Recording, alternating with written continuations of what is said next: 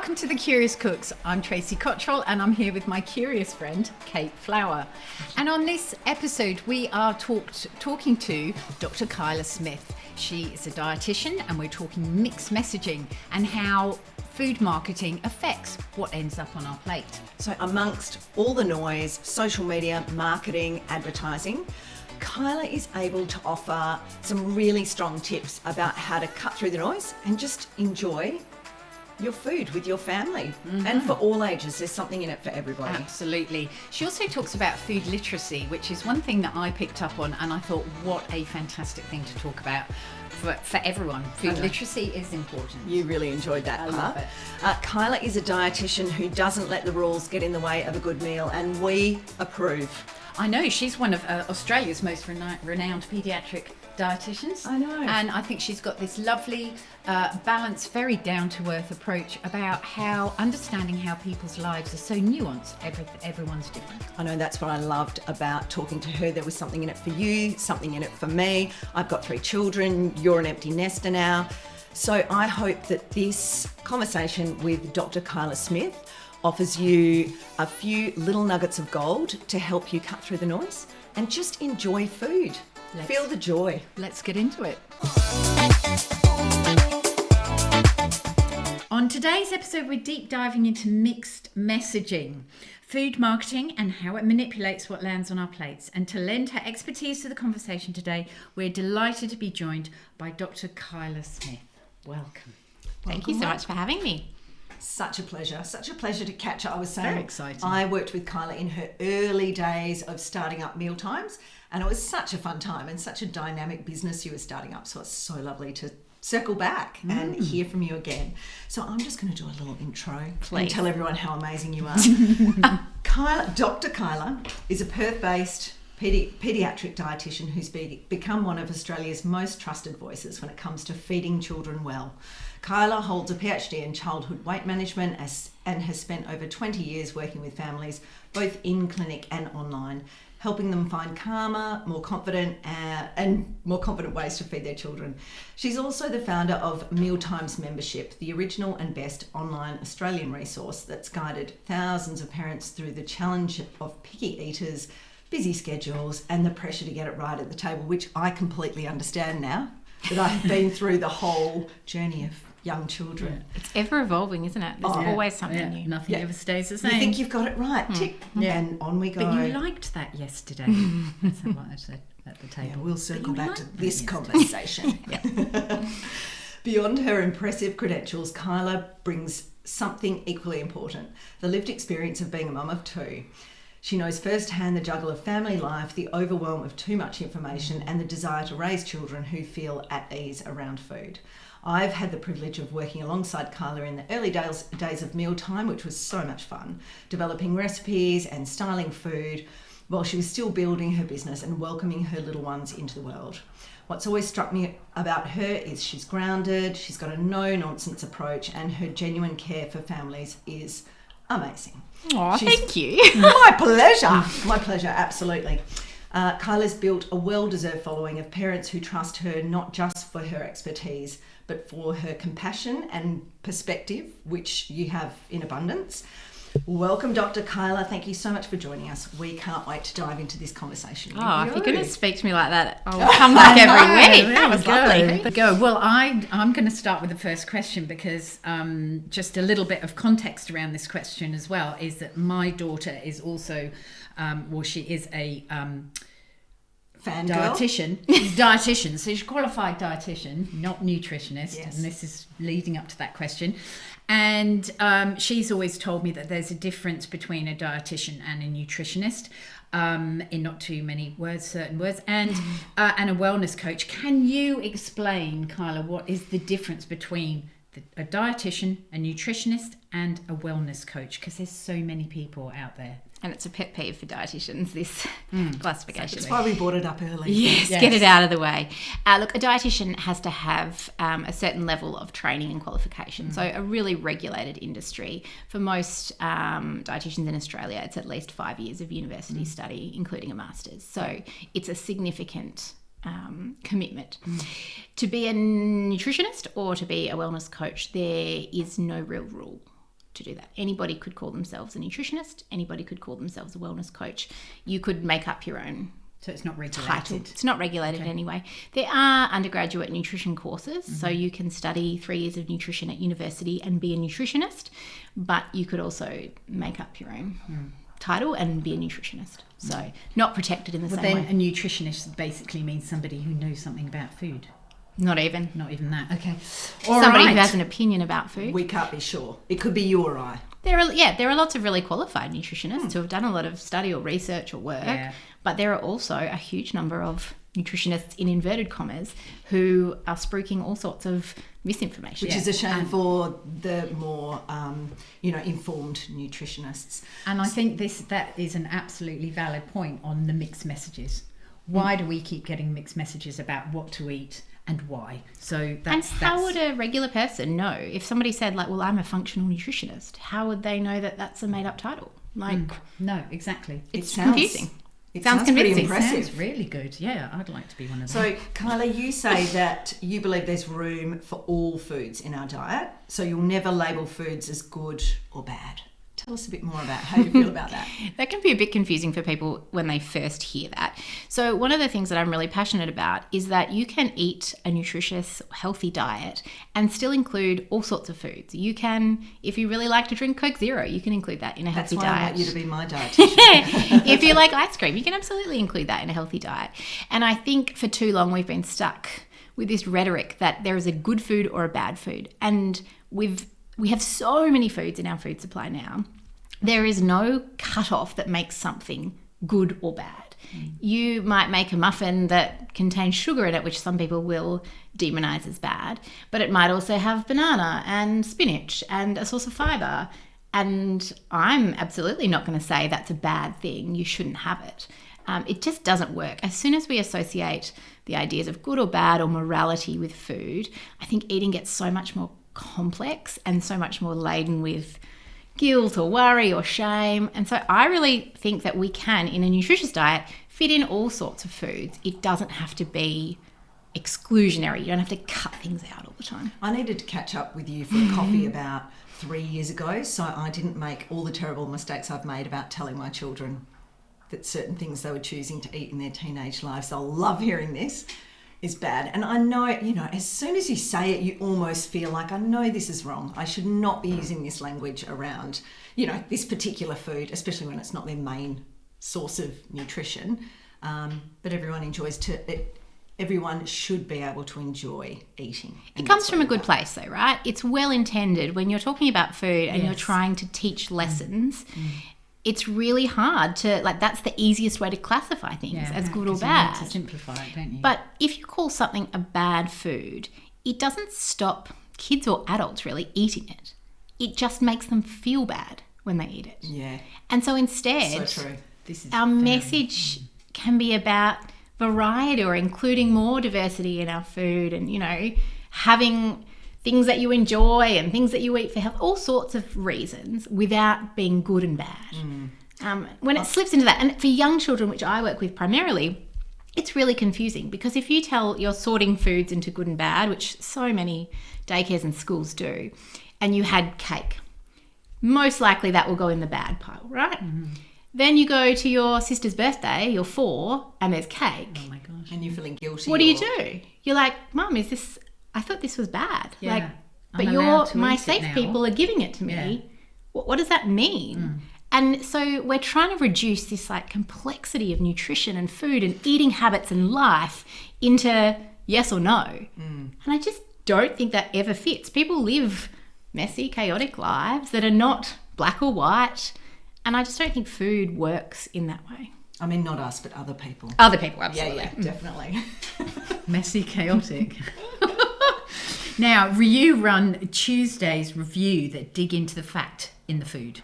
So tell us a little bit more about that because I think this is so useful. I love it. And then we're going to get you to run one on a product that both Kate and I bought in today. So let's hear about this. So Tuesday reviews are done on a chew as in biting and chewing, but they're done on a Tuesday. Clever. I know. Very clever. See what she did there? It's something that I started back in 2016 when I was first kind of venturing into the online social media. And people would ask a lot of questions about, is this yogurt any good, or is this okay? And I didn't have kids at that time. And so I was just spending so long in the yogurt aisle or in the package aisle, looking at these things and working out what was in them. And I thought, I really need to, I'm doing this anyway. I may as well write it down and share it. And even back in those days, that was 9 years ago, and I was much more rigid in my criteria and my cutoffs and all of those things, which has evolved over time. But essentially what I do is look at a product that is in an Australian supermarket at the moment, Coles, Woolies, Aldi, all of the things, and then just kind of look at what it claims to be, what's in it. There are absolutely times where people are fooled by what's written on the packet. I look at the nutrition component, the ingredients, and then kind of just explain it so that people can decide, is this something I want to buy? And it does frustrate people that I don't say tick or cross or red or green. Good or bad. Yeah. And there are things It's a guide, not a definitive, guide. Don't eat it or do eat it. Yeah, I just don't believe it fits. So it's more like, this is what it is. Do you want to fit that into your family's diet or not? Well, this is what this is. So I was in the shops yesterday, and protein seems to be the marketing keyword at the moment. So I picked up this Wicked Sister high protein banana pudding and strawberry pudding. I mean, they've got fruit in them. Two separate and products, and they both say high protein, 15 grams. So when you look at these products, what is your first thought? I mean, personally, I wouldn't buy it for my kids, but I thought it was really interesting, and it was in the specials aisle and it was staring at me. My first thought is it's probably good to give to kids when they're doing sport or they need a big protein hit. If you want to know what I would think about this, is I would just pass it by. Yeah, I mean, Because it's highly processed is what I think. Yeah, I would. It's got strawberry pudding, so that gives not me yogurt. no idea of what's it in is. it, and it's got protein, no added sugar. But I would then, because I don't buy many packaged things, I would just pass it by, because that no added sugar, just it'd be interesting to see what's in it now. I've said that. What Let's other have a look sugar at is it. in there? So when you look at something like this, the marketing on the front is all about the protein, right? Which is your popular buzzword of the moment. Everybody's obsessed with protein. Interestingly, for Australian children, which is obviously my market, our data shows that kids get about 4 times what they need on a daily basis in terms of protein. Oh, my son's at me all the time. I think he gets 10 times. Wow. And so if we actually something like that would exceed a kid's daily protein requirements. Wow. It's wild when you look at how much they actually need. And it's all about our interpretation, right? If it's high protein, that's probably important for them if they're growing. I should maybe be thinking about that. If they're telling us it's high protein, that must be a positive thing. Absolutely. So they're already kind of inferring that that's, 15 grams of protein, no added sugar. If we look at what's in it, the ingredient in the biggest quantity by weight is water. The next ingredient is milk protein concentrate. So the protein part of milk. Yeah. Which is like skim milk powder. Processed. It's been processed. I am less worried about processing. Again, I don't think it's a black or white scenario. Yeah. There are going to be times when food is processed and it's still nutritious. Fine. Yeah. So not my first concern, but something I would consider.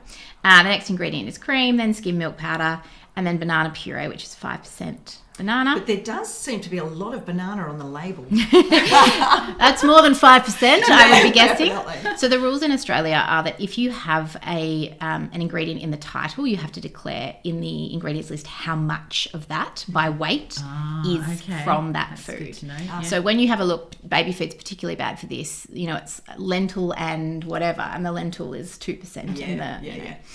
So 5% banana, and then sweeteners. So this is an artificially sweetened product. So no added sugar in terms of no added white sugar, but and what's your sweeteners. General vibe on added sugars? Artificial sugars, as opposed to just having 2 teaspoons of sugar in that product. Yeah, my preference for when I'm buying for my family is to not buy artificial sweeteners.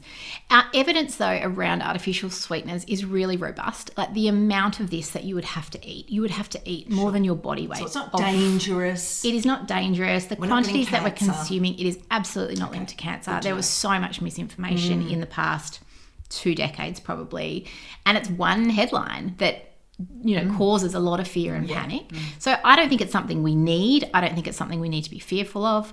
If I was having a can of Coke, I would choose a Coke Zero. Sure. But I would prefer... Because Coke is just so laden with sugar. Yeah, and I just prefer the taste of Coke Zero. But I'm not scared of the artificial sweetener, but I'm also not actively seeking out that as a better option. Sure. So, and then some stabilisers, some natural flavours, emulsifier, natural colour. Less bothered about those overall. So when I look at that, I mean, it's a bit of like a protein powder made into a pudding. It is. Did you say your daughter had tried it and didn't like it? She tried the chocolate one and she was like, is this supposed to be a mousse? Because I think they need to add something so it's not chewy. And I was like, oh. Our children are so much more discerning these days. You can't just give them whatever. They're like, oh no. But that's so great that they can she can then take out, because I used to teach in the kids' classes, matters of taste, like what's the difference between taste and texture. And a lot of younger kids couldn't get the difference. They collapsed the two together, and so that was one of the main things that I was teaching them was with the flavour in your mouth, as opposed to the texture. And then they started to get it and really had great conversations around the table about, okay, so if you're not sure that you like this, what is the bit that you don't like? Is it the texture or is it the flavour? And then kids could then articulate why they didn't like it. And this is something that I wish we would teach kids instead of trying to teach them about good and bad food. Just how to taste break it down and enjoy it, and what does it feel like, and what's the sensation like, and making sense of that, and that kind of mindfulness with eating, but also being aware of what it feels like in your mouth and all of those things, rather than like, oh, that's a bad food, stay away. Yeah. Great reminder. Okay, so and mine, we have Tracey's. Mine is organic rolled oats, and contains beta glucan on the front, and it is Australian certified organic. It's creamy style as well. It's creamy style. How does this happen? Well, because you cook it, I suppose, with a bit of milk. I don't know. But on the back, it does say contains gluten. So just have a little look at that. Okay. So when I'm looking at these oats, and it's also got a health star rating on it, so 5 stars on the health star rating. I didn't even see that. See, my brain doesn't even register that. The health star rating is a health promotion initiative, and essentially it's designed to help people make sense of products. It is flawed in some ways, but it is also, I really want to acknowledge how hard it is to have a way to explain food to people, breaking it down into all of the complexities of nutrition. And so the idea with the health star rating is that compared to other foods in a similar food group, this one rates highly in terms of nutrition. And so that's where it can get really confusing, because you can have a 4-star chicken nugget because it rates better than other nuggets in that kind of I didn't space. know that. So it depends. It's not compared to other chicken products, or an apple, roast chicken, or no, but there are still criteria that they have to abide by, but to get that rating. But again, it only applies to things in food packaging. Yep. So fresh fruit and veg. Don't get that. But also, it's impossible to compare a chicken nugget to an apple. Because I wouldn't expect a chicken nugget to provide fibre like an apple would. But also, apple doesn't have protein like a chicken nugget would. So it's comparing apples and oranges. Well, you've got to compare apples with apples, haven't you? Essentially. You can't compare. Yeah. And then that's where it gets tricky, because there are so many thousands of food products that you've got to then rank them and make sense of them. It's tough. The oats, to me, I've always been confused about, do oats actually contain gluten, or are oats then processed on a machine that has had gluten products on it before? It's mostly to do with the food processing and cross-contamination. Not being able to say this is gluten-free. Yeah, and you have to be really clear to say this is gluten-free. And that's a really hard thing for cereal companies to be able to do. So if we look at this, Australian certified organic, that tells me about the way it was grown. It really does not have any impact on nutrition. So if you're choosing... We have just been talking to a farmer who was educating us on the same thing. Yeah, and so if you're talking about oats that are... like, if you like to buy organic, amazing, but you also pay for it. So if you have a limited food budget, probably spending it on organic food is not where I'd be encouraging you to do that. Contains beta-glucan. That is a health claim, so that is something that is really regulated by our food standards body. That is to do with the impact on cholesterol, a few different things. So oats are a known source of beta-glucan. They can put it on if they can prove that they have. Okay. So that, but at what level? So like all oats would have beta-glucan. Yep. And then, I mean, some of the writing. Well, rolled oats are a cut above the rest, owing to our gentle steam stabilization process. Unlike kiln drying, this method locks in oats' naturally creamy flavour and texture once cooked. Creamy flavour. Oh, it's creamy flavour, so it tastes like cream. That's the only creamy flavour there is. They've been put through a process that kind of almost breaks the oat up a little bit. So when you cook it, it's going to break down into the milk and. Well, I use regular rolled oats and I get a creamy porridge. So. What about steel cut oats? I did that for a while, and that was a lot of chewing. It's a lot of effort. Yeah, it's essentially it takes a long time. Yeah, and I think the idea is, and I used to be like a bit evangelical about quick oats versus rolled oats, but realistically, the impact on your body is so small. Like that, yes, they're a little bit more broken up. Yes, they might reach your bloodstream a little bit quicker, but we're talking, splitting hairs here. Yeah. If you're going to eat oats as a breakfast, whether they're steel cut, rolled, quick oats, amazing. So it's like watching like a sprint final at the Olympics. Yes, 0.1 of a second. Cool. Yeah. Okay, great. I'm glad we know that now.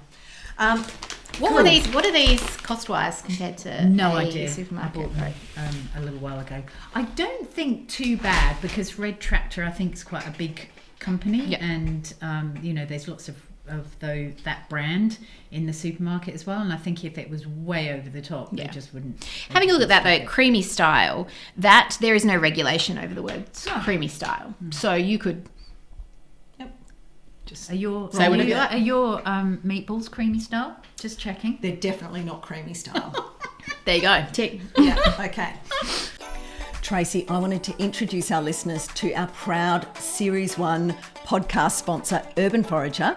They make the most delicious organic stock concentrate in WA and they're great friends of ours. Oh, absolutely. And it is just full of flavour and real ingredients with no nasties in. Love that. Thing that I love about it as well is once it's opened, it keeps in the fridge for up to 12 months. Not in my house because we've always used it well and truly before then. Yeah, it's so useful and it's such great value. Yeah. So making 1 litre of stock is just over $2 and there's 10 litres in that little jar. Fantastic to have in there, and because it's a concentrate I use it in a variety of ways. It's super versatile, not just soup but also I might throw it into meatballs, dips, dressings, sauces. I love it. Delicious. Absolutely. So everyone jump online to urbanforager.com.au where you can get 20% off. You just need to use code CURIOUS20 for 20% off when you shop with Urban Forager. Thanks guys. Enjoy. So the power of marketing versus science. It should be really clear cut. Obviously, where you're here and you are speaking from experience. So from your experience, what do you think marketing messages about food, why do you think marketing messages about food land harder than the actual nutritional science? I mean, food marketing spend in Australia was $414 million, and the government spend on healthy eating guidelines and programs, although it's not really clear because it's broken up into various areas, was around 86 million. It's just not comparable, is it? So 5 times as much advertising by by big corporations. Which is probably an underestimate, really, when you look at the marketing. Yeah. I mean, they're trying to make money, right? So they're spending a lot of money working out how to phrase things so that you think this is something you absolutely need or is really important to have.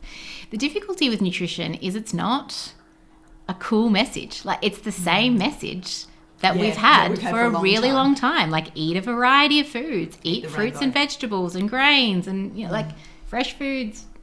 That is not a sexy message, and food manufacturers can really try and manipulate their consumers to buy a product thinking it's an essential part of their diet, and that's how they make money. So it's really hard to compare this kind of standard rhetoric with And so we need to take responsibility as individuals to be a little bit educated, don't we? Yeah. I mean, I think it's such a cool thing to know, because it gives you so much more confidence when you go to shop.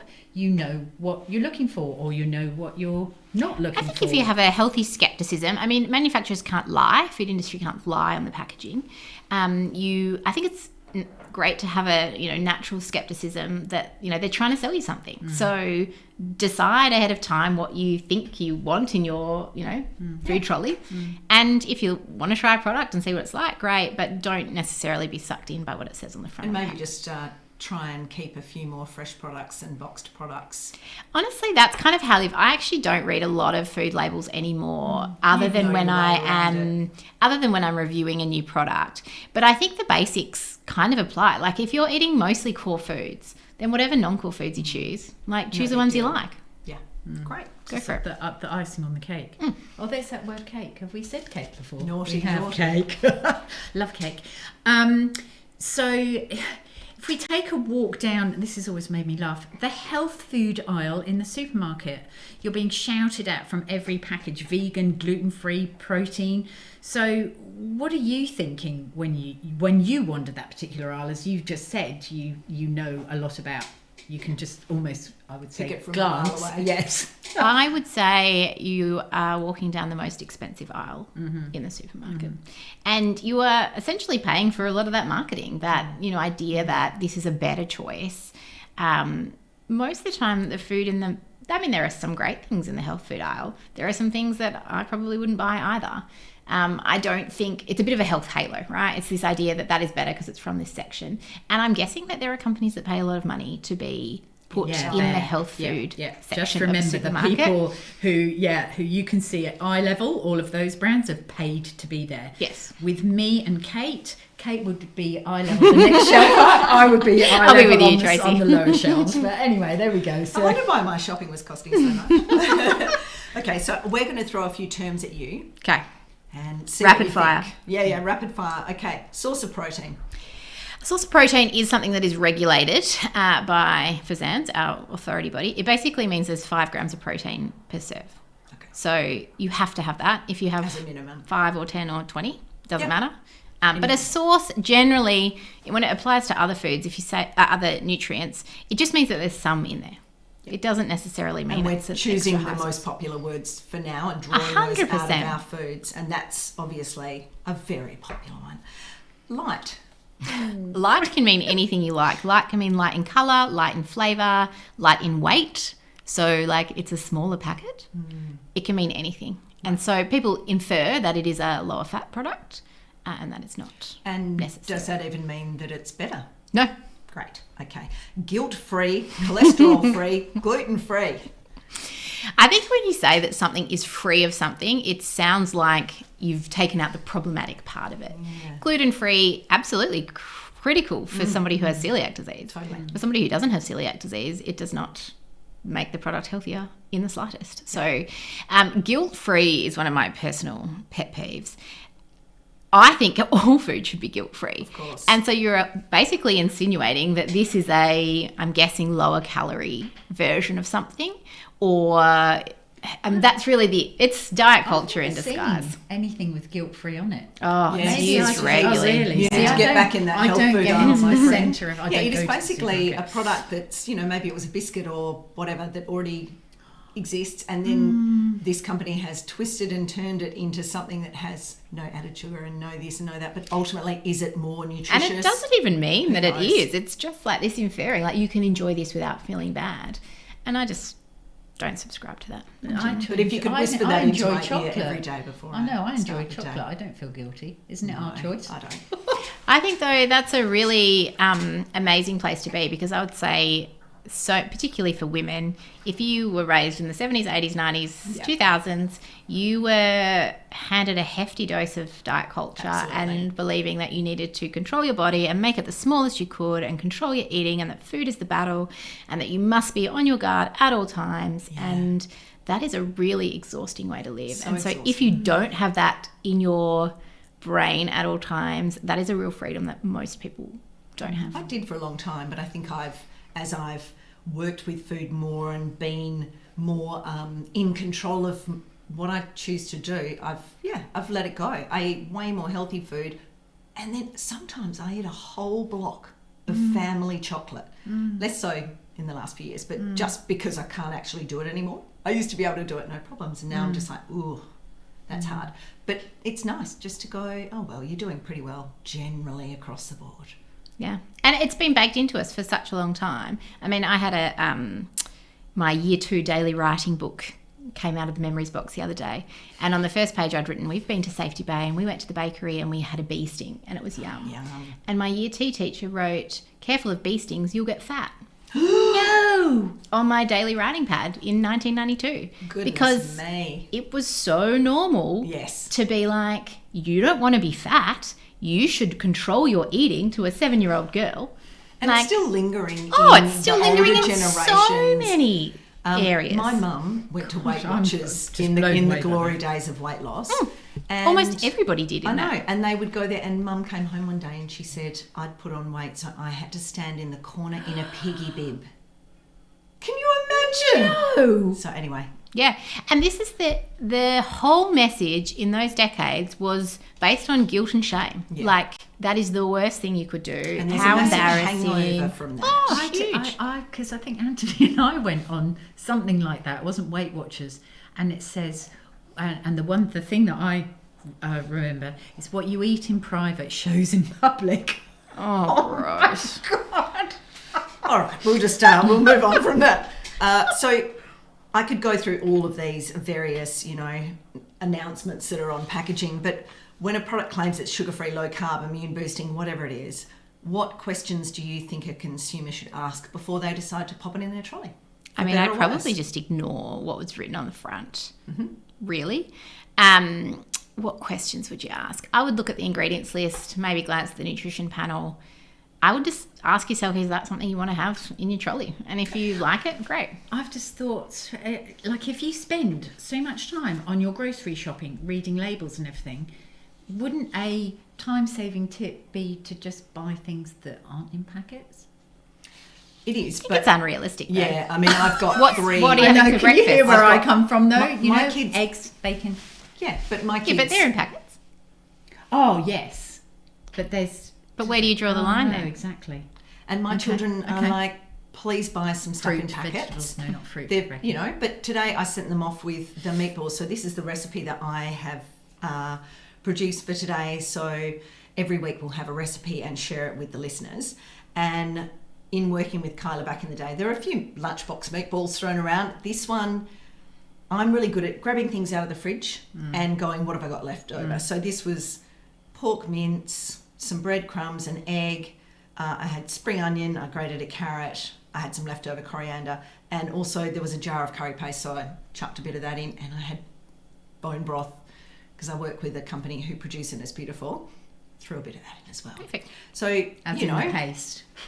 As in the bone broth paste. So if I was going to sell this to you, I'd say high protein. I'd say, I don't know, all natural, veggie packed with veggies, but it's fiber boosting, gut health. It is if it's over 5% or something, whatever. Yeah, it's definitely over 5%. Yeah. So we'll try those later on. Great. So we're on to government. We're on to government regulation, which is probably a bit dry. So let's try not to sit here for too long, because we want this to be fun for the listeners. And you have also given us a little bit of insight already into government regulation. So if we're looking for correct information on food, rather than navigating marketing spin in the health food aisle or wherever, is government information a good place to start, do you think? Yes. Yes. Having said that, it's not fancy. Like, the message hasn't changed. It's really hard to reinvent a consistent message about eat a variety of nutritious foods, into something that people want. Like, they want something that's a quick fix. They want a pudding that meets their requirements. They want to take a pill. They want the magic powder, which I understand. We're really busy. It's hard to sometimes even do all your shopping and cook the meals and eat the food and do all the things. So yes, our government nutrition messaging is absolutely bang on point, and it's just really hard to make that fun and exciting. So is there any truth in the fact that, big companies have been able to kind of, I guess, support governments and then have any of that health food information, or so pay for studies to be done. A little and bit, things yeah. like that. Do you think there's any truth in that, or not in Australia? There are absolutely like industry funded studies that you can draw on, but the dietary guidelines are based on 55,000 pieces of evidence, like huge numbers. We are very different to America. Our regulation system is very tight. Our recommendations are not influenced by industry. To some extent there are, like the way that our nutrition panel is laid out was influenced by industry. The rules around kind of marketing are definitely influenced by industry, but our recommendations around health are not. And anybody who claims that, I would question what their vested interest is, because there is a lot of money to be made from making people suspicious of the government or what their health system. Here's what doctors don't want you to know. Like, I can guarantee if you are a health professional, you are working so hard to help people from a health point of view. You are not hiding the secret. You are not withholding concealing things. You are not in big dairy or big potato or whatever it is. Like it's actually outrageous. True. Great. So where did the food pyramid come from then? Because that's government, isn't it? No, the food pyramid actually hasn't been used since the 90s. So the government supported one is our healthy eating plate, which is based on the Australian Guide to Healthy Eating. That is something that has been in place for at least the last 20 years or so. We're showing our age. Well, the food pyramid, that's touted. Like the food pyramid comes up in a lot of misinformation, particularly on social media. Look at this, they're still touting something from the 70s. It's like, actually, no, that hasn't been used. It's for around a very long time. And guess what? Nutrition and science evolves. Like it does. And so things that were told to us back then have improved and changed, not significantly. Like our messaging around eat a variety of the core food groups has pretty much been the same for years. It's really just trying to discredit that basic staid piece of advice. And it's such a shame because we're now, I feel like we can get so easily confused. When should we stop eating? Now we're fasting. Now women shouldn't fast. Now, try and have a break. There's just, it's coming at us thick and fast. Should we be on a juice cleanse? Actually, no, there's no fibre in, I'm just, we can be sent reeling with the huge amounts of information that are coming at us, and a whole lot of it is just... And if you don't have that background, it's really hard to sort fact from fiction. And especially like a bit like nutrition marketing, people who are selling you a diet, essentially, what you're describing there, are using marketing. They're trying to appeal to a sense of you're not doing well enough, you could have this, you need that. And it's like there is actually no long-term evidence that any diet can make people's bodies smaller.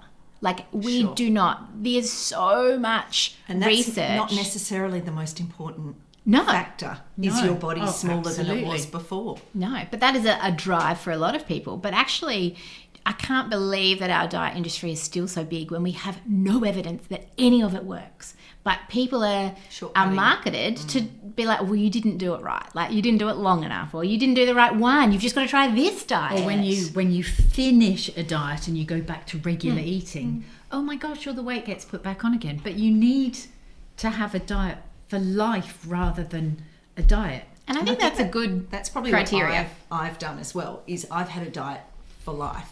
I've never dieted. My dad has never dieted. He's 81. He's super healthy. I know genetics absolutely play a part, but he's kept his weight down. He swims a bit and he eats mostly whole food and, has a few drinks and probably doesn't obsess about it. No, like, not that's at one all. Of the keys. And he eats what he wants. He doesn't say, sorry, I shouldn't be eating this, or as he's reaching in for his... He loves little red dogs. So he loves going to a kid's party and having bright red... Are they even around anymore, Kyla? I haven't seen them for a while, but I'm sure they are.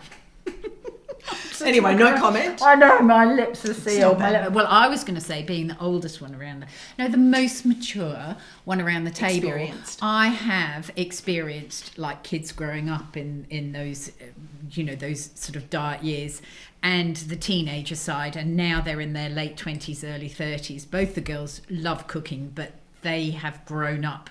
Been very fortunate that I grew up in a food loving household, and it was always fun. food. It was always fun. It always meant people were coming round for dinner. We'd be allowed to stay up in our pyjamas and hand around the nibbles beforehand with all the grown-ups who talked to us. And her mum did a dessert cart, so not one dessert when people came over, but like options. It's like my dream come true. She's just, her house is amazing. She's 86 now, and every Sunday when I speak to her, most Sundays she'll say, we've got such and such coming around for dinner, so I've just about done everything. Look, here's my roast pork, or here's, like, she'll show me things on FaceTime.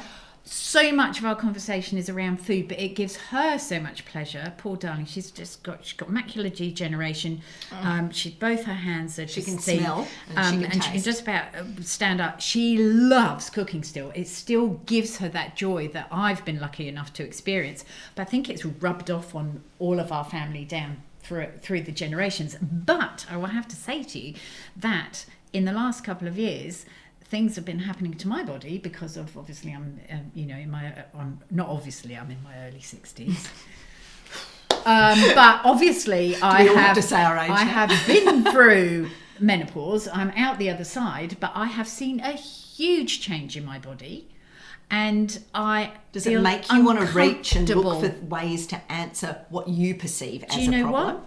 I now know at 60 what I need to do, and I'm doing it now, and the weight's coming off, but I need to be in the right mental and not place. Feeling guilty. And this is where I think, Kyla, when you're talking about younger people with children and school and after school stuff and things, sport at the weekends, and they're working full time, and so is mum and dad working full time, like, it is massive. So I think it's,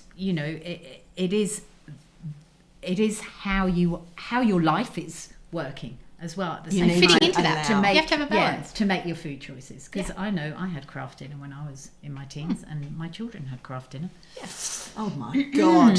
But that is the point, right? Is that in amongst if you had 10 hours a day to make everything from scratch and, mince your own meat and do your own, great. But if you don't, you also don't have to live to that expectation. You can absolutely use convenience foods and still provide a nutritious diet. When I was living in Tasmania, somebody that I met over there said, I know where all of my food comes from, where it's been grown. Brilliant. But that is actually not a possibility for most people. No. Most of us are just doing our best and going to the shops and doing a bit of cooking and getting a takeaway. And that's fine. It's okay. And I would argue that, sure, that person probably knows where all their foods come from, but they probably have no idea about one other part of their life, or they're probably not active because they spend so much time cooking. Or, it's never, you are never trumping everybody at everything. So Australia now has the 5th highest ranking in terms of childhood obesity, with a view to heading up the ranks to 2nd by 2050. And what kind of a factor do you think food marketing has played here? I would question that statistic and where that's come from. Sure. Our rates of childhood obesity have been stable for the past 17 years. Right. We have not seen, what we have seen is a 6-fold increase in dieting. We've seen 2/3 of Australian adolescents who feel uncomfortable in their body, who restrict food, who have some kind of disordered eating. That's huge numbers. Yeah. We are seeing a trend, in my opinion, to this really problematic way of eating, disordered body image. And for a long time, there's been a big focus on obesity. There's been the obesity epidemic of the 90s. But when we actually unpack a lot of that evidence and research, it doesn't stand up as being this obsession that it has become. And I mean, we're talking a lot of that evidence early came at the time of The Biggest Loser, where we put people on TV and laughed at the size of their body and terrible things. The fact that they were losing weight that quickly would have been just horrific on their body. And what we're starting to see though is the flip side of that. It's been all well and good to kind of focus on that for a while, but what we're not noticing is actually our rate of eating disorders is way overtaking that. And that's a real problem. And that's where I think we've got to be careful about health and nutrition and the intersection and what are we accidentally doing in some of these cases. Well, I think social media might have a huge influence. So, Trace, do you want to sneak into this one? Kate Flower Food, specialists in strategy and styled content for food, product and lifestyle brands. Smart, beautiful visual marketing, crafted to connect. So if we move from the supermarket aisle to the online world, what do we find? So you've lived online for the last 10 years, growing the Mealtimes business. What have you seen happen on social media regarding information or misinformation about food? I think the longer I've been on there, the more outrageous the lies I've seen. And I'm not sure if people who spread this misinformation truly believe it. I suspect they do. But some of the information is just outrageous, beyond comprehension. Like, I cannot. There are times when people will send me a video and say, like, is this true? And I'm like, not even vaguely. Like, that's not even cherry picked from something and then extrapolated. That is just outright not true. But do you ever take the time to actually report anyone? I used to make a lot of effort when I was younger. These days, reporting something like that to Instagram or somebody, they do not care. Sure. The difficulty is that the proof, like, to prove that they're wrong, the burden that puts on the person having to explain and debunk is huge. Yeah. And for something that's made up, like, it's actually really hard to disprove something that somebody's just invented. Like, well, also the words are out. Once those words are out, you can't take them back. And the so sharing, you can't unlisten. The sharing is on. And the fear. The fear's embedded. Like, everybody's like, oh gosh, I didn't know that. I'm like, yeah, because it's not a thing. I'm an adult and I can find myself getting a bit carried away, and then I have to go and, kind of rein it back in and go, oh, for God's sake, there is probably no truth in this. And especially if you start going down rabbit holes. Oh, once you're in a rabbit hole, and especially in that kind of echo chamber where people are, saying the same things, it does get really challenging. So is there just information overload? Oh, 100%. Yeah, and I think in every part of... absolutely. Who do you trust? Yeah. Who do you trust? Across food altogether, across parenting, food is just one part of that. There is so much information, so much of it poor information. And I think that's where people really struggle, is trying to filter through what is fact, what is fiction, what is misleading. And it's not always easy to find a trusted source of information. We know one. Would that be something that you would suggest to listeners, is to find a trusted person and delete everybody else? Yeah. Stop listening. So the algorithm on your phone is on these social media platforms is going, oh, they've just watched all of that influencer saying something which is a bit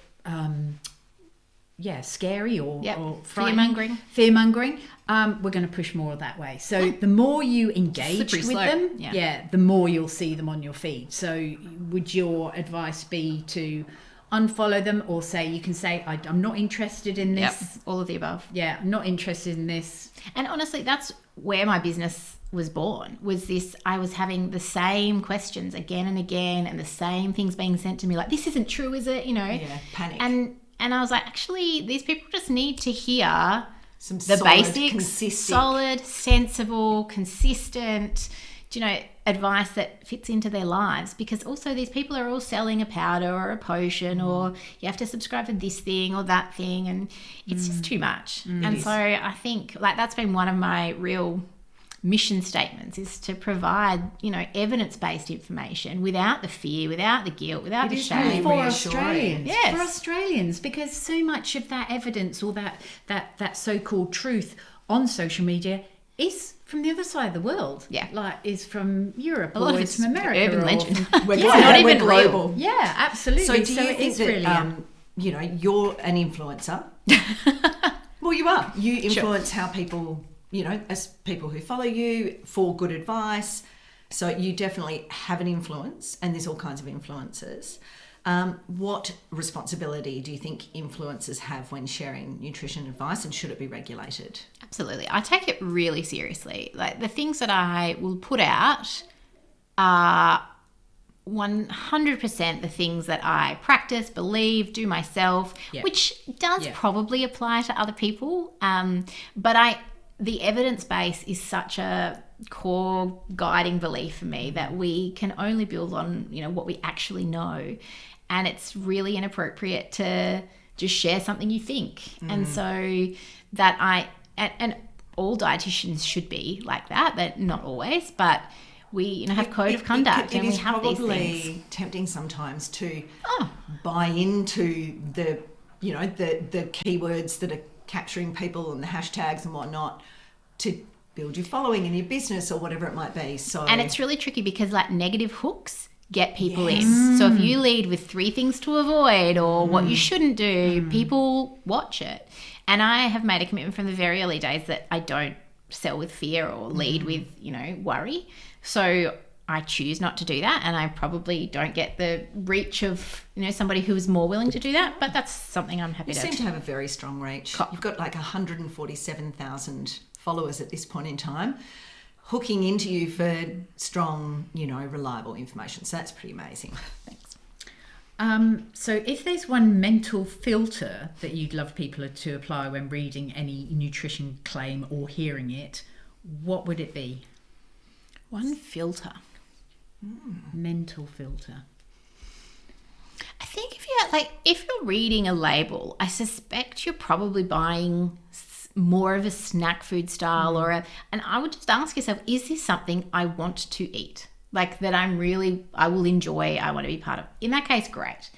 My approach to eating and food and nutrition is really about what can you add in rather than what you can take out. So I don't think you need to read a nutrition label and be like, be ready for this, or this is a red flag, or any of these things.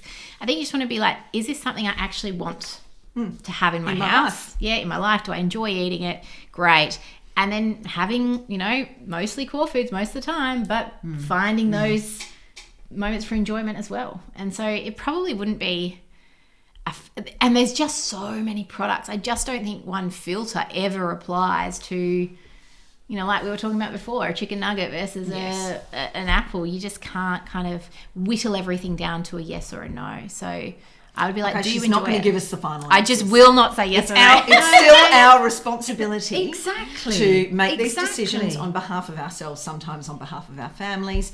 And it's doesn't have to be complicated. And it doesn't have to be correct all the time. Like you do not have to achieve a level how your of neighbour perfect lives and how you live are different. Completely different. And your cultural backgrounds are different. So therefore the ingredients just, we're not all one little, black and white creature, are we? So let's wrap up by getting personal. What is even more personal? What is a habit that you actually actively use at home, Kyla, to build healthy food relationships for your family? So you've got 2 daughters. They're still in primary school? Yeah. My youngest has just started primary school. Yes, and my oldest is in primary school. It's a nice time. The one thing that I am non-negotiable about is this neutrality when it comes to food. You will not hear me talking about food in a disparaging way, any kind of food, or in a healthy way. I won't be talking about the nutrients in it. I will be talking about, we have broccoli and pork and noodles for dinner. It is not about what's a good thing to eat, how much. So being neutral about food, using its name, is one of my core ones. Sorry, kids. I'm apologising now to my teenage children. There's plenty of flexibility in it, but then also really trusting them to be the boss of their body. That my job is providing the food and their job is listening to their tummy and eating as much as they need to be full, and then moving on with their life. That we don't obsess about. We enjoy food, 100%. And I loved what you were talking about, Tracey, with teaching this love of food and of cooking and how it works. I wish all kids were afforded that. And unfortunately, a lot of the things they learn about food are just what to be scared of. Imagine though if we could... They are scared of food. Or there's no, scared of food. Or there's no conversation in their household about food. Food's not something that is discussed. It's just... Or it's just to limit, you can't have that, there's not enough of this, only one. And though I think, really trusting kids to be the boss of their body, they are born to... listen to it. Yeah, eat a variety, to do the things that their body needs to do. And sometimes we can get in the way of that. But I love this idea of confident eaters, building knowledge and skill. That's food literacy, right? Is them having the ability to prepare and store and cook and make food and enjoy it without constantly being like, I shouldn't have that, I shouldn't do this, I shouldn't have that. My son's got a great connection to his body, how he feels and what he wants to eat. So he'll eat a McDonald's sundae sometimes, but he's like, and now I need a salad and this is what I feel like. And I'm really hungry, or which is and beautiful. it's really nice to watch. I'm It's like, great. That's I'll far try and more help fun, you. isn't it? That's far more 100%. fun to think of it like that. That's lovely. Yeah. Whereas Really the girls, lovely. I feel like, are just a little bit more disconnected, and I wonder if it's that male female. Yeah, and there's thing, a whole lot lot more messaging more around pressure how your body and should look. Although it's certainly, as you said before, it's catching up big time with the boys and gym bro mentality. It's quite scary. Yeah. And I think the other thing is, with your children, you do want them to be healthy. You want them to have the healthiest possible life that they can possibly have, because that means But mentally and happy physically. and See, and this is happy where and I healthy. think our definition of health is so important, Yeah. because health is not just the absence of disease, right? Health No. is about mental health, Yes, social health, physical yes. health, and I think And in nuanced. fact it's really unhealthy to go to somebody's house and decline the dessert because you're watching what you eat and not participating in a meal because you're controlling your carbs or whatever it is. I think that's really problematic. It's really bigger than just perfect eating or optimizing your diet. I was listening Much to a bigger. great podcast, and we were listening to a footballer who has had an amazing career, but he had disordered eating for a period of time, but he didn't know, and he was just trying to keep his fat folds down. Is that what you call it? And he got to the point where he'd only eat clean things: chicken breast, broccoli, and then he'd go out for dinner and he'd be anxious and not involved, like somewhere else, because the whole time. And it took family members and people around him at the club to say, actually, mate, you've tipped way over the edge. And he's managed to turn it back around. But it is hard for the boys as well. So, Kate, what's your habit that you actively use at home to build healthy food My relationships? messaging, when I'm not accidentally telling the kids that something's bad, is Don't have to beat yourself up. Yeah, don't. thank you, you Yeah, guys. stop that. Yeah, I love doing that. A little bit of self-flagellation. I do a lot of, the more good stuff you put in, the less likely you are to put lots of the less nutritious food. How are you going to talk about this? Oh, she got caught. So it's like, eat all the, let's eat, it's like saying, eat your dinner and then have dessert. Yes, you don't have to eat every single thing. I am not a, you must clean your plate person at all. But yeah, the more good stuff that goes in, probably the less bad stuff that, as I see Yes, it, as you will said, end up absolutely. going in. And mine would be, just in case anyone's interested. I am. We're super interested. Please do tell. Well, you know what I do and what I love to do. People who know me out there listening, I get my kids involved and have done right from the start in cooking, in putting things together, in actually going, here's a carrot, and we're going to grate this carrot. Or, we're going to like teach them what you're putting into things so that they're not scared of things going in together and they have to have everything separate. Not that, that is a thing with a lot of kids, and they're like that when they're discovering that could be a whole things. podcast, as you probably have made. When they're discovering things and textures and flavors. So getting them to cook and take pride and understand the endeavor that's gone into that food, and look at that carrot in those lovely meatballs and go, oh, that orange stuff in there was carrot because I grated it. Oh, that looks really great. So and pretty, connecting children absolutely. to food so they understand and where the joy of where cooking. it's come from. The and joy of what it cooking. is. And I know that needs time, and I know, and I think everything that's good though needs time. It It's does. it's and I baby think it's steps. And it doesn't always prioritising. land at certain ages. I mean, making meatballs, oh my God, what a fun thing to do with kids, to have something that's not sweet. So a lot of kids will go, I'll come and I'll bake make with chocolate you. crackers, or I'll make a cake. Absolutely. Which but is fun making too, meatballs, but- and they're rolling them, and they're, getting messy, and they can feel it in their hands. and you want to stop them because you're really annoyed at how much mess is being made, but you're like, no, keep going. And you don't, it's just, I think it's just organising it to be something that maybe even starting off with, okay, can you just whisk that egg for me to put in the meatballs to bind it? and understanding Do you know that's what I what's mean? happening Like that's the start of then I do going. think that is a challenge for families, especially It's when you're hard. short on time. Very hard. But actually breaking it down into smaller bits and just having a participation, part. And then whether next it's just time, the egg, next time it's like, oh, we're making scrambled eggs. You know how to do these eggs. Can you whisk them for me? I'm like, oh, I've learned something, and now I genius. can help with breakfast. Yeah. Just So what's about been your takeaway from chatting to Kyla today? Oh, my takeaway has definitely been so much, but I think it's really great to talk to somebody who's non-biased.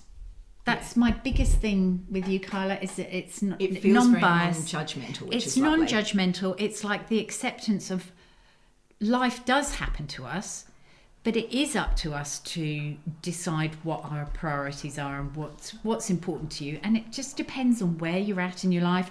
If you've got young kids, if you've got teenagers, if you've got kids that have left home, if you're, getting on in life. Not that I am or Anthony is or anything like that.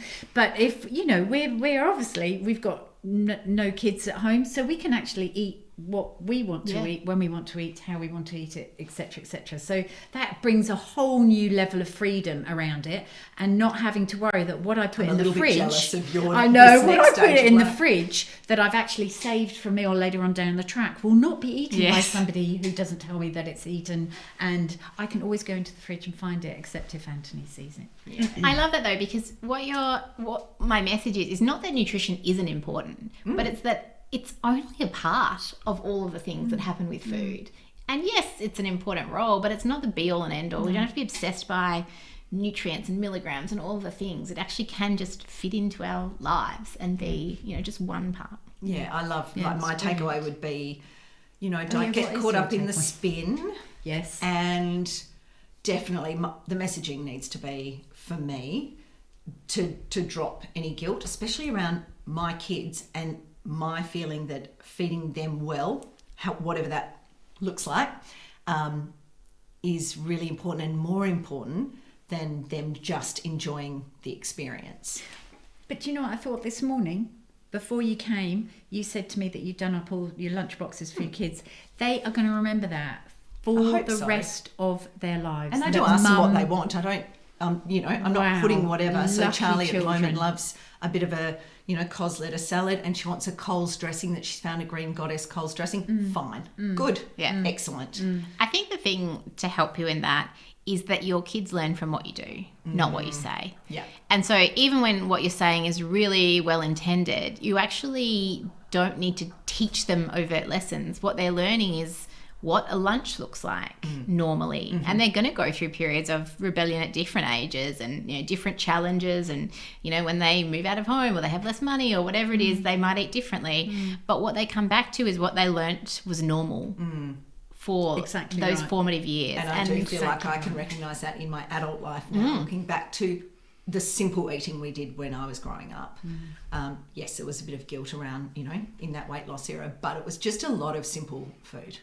So yeah, I think that's what food is. It's quite simple, really. Yeah, it can be. And that's quite empowering. Yeah. No, I think we just need to thank Kyla for all of the glorious information and lack of guilt and clarity that you have provided today, and sharing your expertise with our listeners who need someone to help them just cut through the bullshit. We all do. Yeah, we all do. No matter where you're at. Keep it simple and feel okay about food in your home and as you enjoying said, those lovely core ingredients, really important, and then just adding bits on top. Yeah, for enjoyment. For enjoyment. Well, I like the core ingredients as well. They Absolutely. give me great enjoyment. So we'll be sharing all of Kyla's connection points on our web pages and in the show notes. But for now, you can give her a quick follow at Dr_Kyla, Kyla, for grounded, no-nonsense guidance. And I'll be looking more often these days. I feel like it's time for a nice reminder. But thank you so much for joining us. And it's been lovely introducing Tracey to you. I can see that there's a nice little... Sitting around the table. Yeah. Oh, it's lovely. Oh, Thank my you pleasure. very much for coming in. Thanks for having me. Thank you for listening to this episode of The Curious Cooks. And if you know someone else who would enjoy this conversation, please share it with them. We love hearing from our listeners, so let us know what you are curious about. You can follow us on Instagram at Curious Cooks Podcast, and keep listening on Apple Podcasts or Spotify. And if you like to watch and listen, subscribe to The Curious Cooks on YouTube. We'll see you there.